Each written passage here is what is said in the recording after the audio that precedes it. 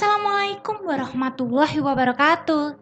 Hai Sobat Horor, kali ini aku bakal bawain cerita dari Wahyu Arianti N underscore yang berjudul Teror dan Kualat di Gunung Ungaran.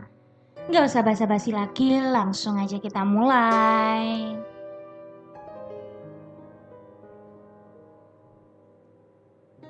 Teror dan Kualat di Gunung Ungaran. Sebuah cerita dari Wahyu Arianti N underscore based on true story. Jadi kala itu bulan Mei 2014, saya yang baru saja lulus SMK ingin dan berencana mendaki gunung di Ungaran.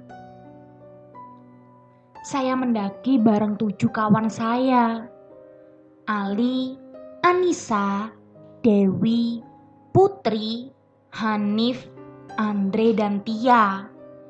Kami berangkat dari Kabupaten Pati. Hari yang kami tentukan akhirnya datang. Kami berangkat hari Sabtu pagi dari rumah Anissa. Kami semua berkumpul di situ. Kami berangkat membawa motor dengan formasi saling berboncengan. Saat itu kami berangkat dengan alat seadanya. Saya yang memakai sepatu Converse dan pakai hoodie biasa. Sedangkan Andre malah membawa gitar untuk dibawa di puncak. Tak seorang pun dari kami membawa sleeping bag. Kami hanya modal jaket, celana panjang, dan juga sarung. Tenda yang kami bawa pun bukan tenda dom seperti sekarang. Tenda yang kami bawa adalah tenda pramuka yang membutuhkan tongkat dan tali ketika hendak mendirikannya. Alas tenda pun kami hanya menggunakan tikar gulung alias tikar rumahan, bukan matras pada umumnya. Saat itu, peralatan kami masih serba terbatas dan juga pengetahuan mengenai dunia pendakian juga masih minim karena kami masih sangat awam dalam dunia pendakian. Dan kami juga baru kedua kali ini mendaki gunung. Jadi mohon maaf ya kalau peralatan yang kami bawa sangat-sangat kurang dari kata aman. Kami berangkat pagi-pagi pukul 7 pagi. Singkat cerita, selepas azan zuhur, kami tiba di base camp pendakian Gunung Ungaran via Mawar. Di tahun 2014, base camp Mawar masih belum seperti sekarang. Dulu base campnya kecil dan belum ada kafling-kafling tenda buat camping seperti sekarang. Kami bergegas packing dan menyiapkan segala peralatan yang kami butuhkan. Oh iya, saat itu kami tidak ada yang membawa karir, jadi tas yang kami bawa ya tas ransel sekolah. Bisa dikatakan saat itu kami mendaki tanpa pengetahuan dan modal nekat sampai ke Ungaran. Nih buat sobat horor, kalau kalian mau mendaki harus benar-benar siap mental dan fisik ya. Apalagi juga harus aman dan lengkap peralatannya. Jangan hanya modal nekat atau modal gaya-gayaan, karena nyawa kita taruhannya. Oke, next. Saat kami packing, salah satu kawan saya, Anissa, mengeluh ingin muntah. Sepertinya ia mabuk akibat perjalanan jauh. Saat itu saya memberinya tolak angin agar badannya enakan dan menyuruh Anissa untuk istirahat sebelum nanti memulai pendakian. Selepas packing, kami mengurusi maksi pendakian. Saat itu kalau tidak salah biayanya 5.000 setiap orangnya. Selesai mengurusi maksi, kami berdoa bersama sebelum akhirnya kami memulai pendakian. Saat kami naik, keadaannya sepi pendaki. Jadi kami leluasa menikmati suasana di sepanjang jalur pendakian. Jalur menuju pos 1 masih terbuka dan agak landai. Hingga kurang lebih 40 menit perjalanan, kami tiba di pos 1. Kami istirahat sebentar karena banyak yang mengeluh lelah. Setelah selesai minum, kami melanjutkan perjalanan. Setelah pos 1, jalur sudah mulai masuk area hutan. Di tengah jalan, kami menemui aliran sungai. Pertanda jika kami sudah setengah jalan menuju pos 2. Aliran sungai ini membelah jalur pendakian. Saat itu kami dibantu dengan jembatan yang dibuat pengelola dari bambu yang dianyam. Kurang lebih 1 jam perjalanan, kami akhirnya tiba di pos 2. Pos 2 letaknya sudah di dalam hutan. Jadi pos 2 tempatnya adem dan rimbun ketika dipakai untuk istirahat. Kami kembali istirahat agak lama di sana karena Anissa mengeluh badannya tidak enak. Belum lama kami tiba di pos 2, tiba-tiba turun hujan. Padahal dari base camp cuaca cerah dan tidak ada tanda-tanda akan turun hujan. Setelah Anissa sedikit enakan, kami melanjutkan perjalanan dengan menggunakan jas hujan. Jalur pendakian menuju pos selanjutnya seketika berubah menjadi sungai kecil yang dialiri air. Jalur pos 2 ke pos 3 kami lewati dengan ditemani hujan.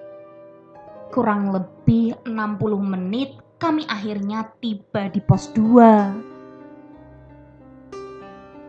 Pos 2 dikenal juga dengan pos kolam renang. Saat itu kolam renang dalam keadaan sepi. Entah sudah tidak dipakai lagi atau memang sedang sepi. Air di dalam kolamnya keruh. Ditambah saat itu tidak ada pendaki lain di sana. Menambah kesan seram saat kami singgah di pos kolam renang tersebut. Kami tidak berlama-lama di sana karena Anissa yang sejak tadi tidak enak badan malah banyak melamun saat di kolam renang. Kami melanjutkan perjalanan. Saat itu kami berencana singgah ke desa terakhir di Gunung Ungaran, yakni Desa Promasan, desa yang terletak di bawah puncak Ungaran. Dari pos 3 jalur sudah terbuka. Di sini kami disuguhkan luasnya kebun kopi. Agak lama kami berjalan, kami akhirnya tiba di perempatan. Jika ke kiri ke arah puncak dan jika lurus ke arah desa Promasan. Kami memutuskan lurus karena kami ingin ke desa Promasan terlebih dahulu. Dari perempatan kami disambut kebun teh yang terhampar luas. Saat itu kami baru pertama kali melihat kebun teh. Jadi bayangkan saja betapa bahagianya kami. Setibanya kami di desa Promasan, kami ke warung di sana. Kami disambut pemilik warung dengan hangat. Kami makan dan sedikit menghangatkan badan di warung tersebut karena dapurnya masih dapur zaman dulu yang masih pakai kayu bakar. Sore jam 4 kami melanjutkan perjalanan menuju puncak Ungaran. Pada saat itu, mindset kami semua adalah kalau muncak ya langsung terus sampai puncak dan camp di atas puncak. Jadi kami jalan ke arah perempatan awal tadi. Kami belok ke kanan hingga tak jauh dari sana, kami masuk kembali ke area hutan. Pendakian yang sebenarnya dimulai dari sini.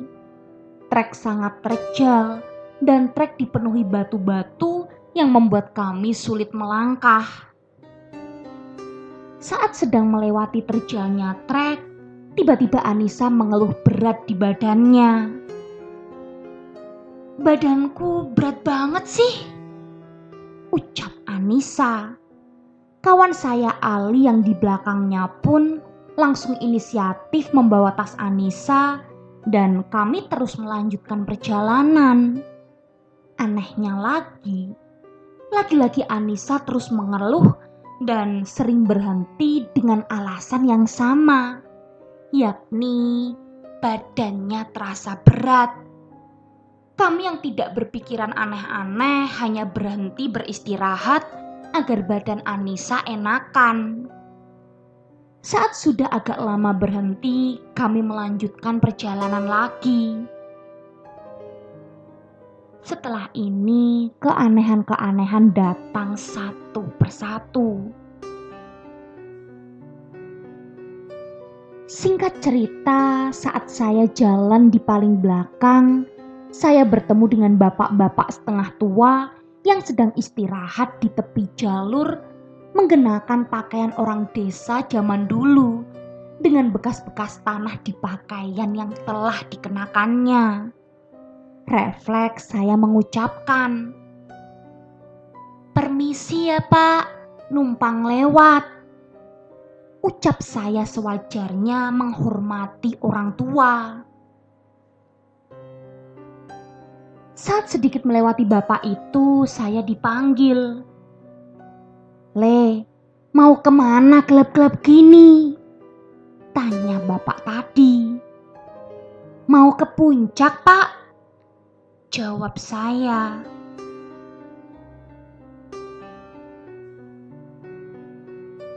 "Hati-hati ya nak, temanmu semua dijaga, terutama yang ngeluh gak enak badan itu," ucap bapak itu.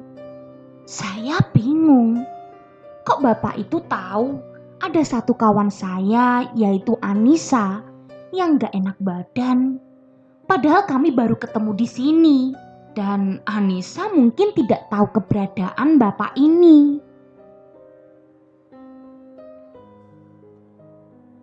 "Oh iya Pak, terima kasih. Bapak mau kemana?" tanyaku. "Bapak mau pulang Le. Bapak rumahnya di bawah, di dekat kebun sana," jawab bapak itu. "Ya sudah, Bapak pulang dulu ya. Jangan lupa pesen Bapak," seru si bapak. Saya yang mendengarkannya hanya mengangguk dan mempersilahkan bapaknya turun pulang. Dari kejauhan, terdengar teriakan kawan saya di atas. "Yo, kamu itu ngapain di situ?" "Ah, iya tunggu," jawab saya. Saya yang masih menyimpan tanda tanya kembali melanjutkan perjalanan menyusul kawan-kawan saya. 30 menit berjalan, akhirnya kami tiba di puncak Ungaran. Saat kami sampai, keadaan puncak sepi dan hanya ada rombongan kami karena memang kami sampai selepas maghrib. Setibanya di puncak, kami langsung mendirikan tenda tidak jauh dari tugu puncak Ungaran. Kami masak dengan kompor spiritus dan parafin yang kami bawa. Benar-benar alat kami dulu masih seadanya. Sementara yang lain istirahat menikmati malam. "Itu Anissa kenapa? Kok ngelamun terus?" tanyaku. Saat menyadari Anissa yang bertingkah aneh, beberapa kawan perempuan saya menghampirinya dan menemani. Anissa sedari tadi melamun melihat ke arah belantara, arah ke jalur Gedung Songo. Sa, ucap kawan perempuan saya yang menghampiri Anissa sambil menepuk pundaknya. Anissa hanya diam dan tetap melamun melihat ke arah belantara di sana. Setelah berkali-kali mencoba menyadarkannya, akhirnya Anissa sadar dan menjawab sautan kami dengan nada yang lemas. "Kenapa, Sa? Kamu lihat apa?" tanya Dewi, salah satu kawan perempuan saya. "Tadi ada nenek-nenek di situ. Aku diajak pergi ikut sama nenek-nenek itu. Tapi aku menolak," jawab Anissa. Semua kawanku yang mendengar jawaban Anissa diam dan kami saling tatap. Siapa yang dilihat Anissa? Kami tidak melihat siapapun di sini. Ali mengecek ke arah yang dimaksud Anissa, tapi Ali tidak melihat seorang pun di sana. Nah, sobat horor, penasaran kan sebenarnya ada apa dengan Anissa? Dan siapa nenek-nenek yang telah ditemui Anissa? Dan siapa juga bapak-bapak tua yang tadi ditemui? Kalau gitu tunggu kelanjutan ceritanya dan jangan lupa nyalakan lonceng notifikasinya. Bye!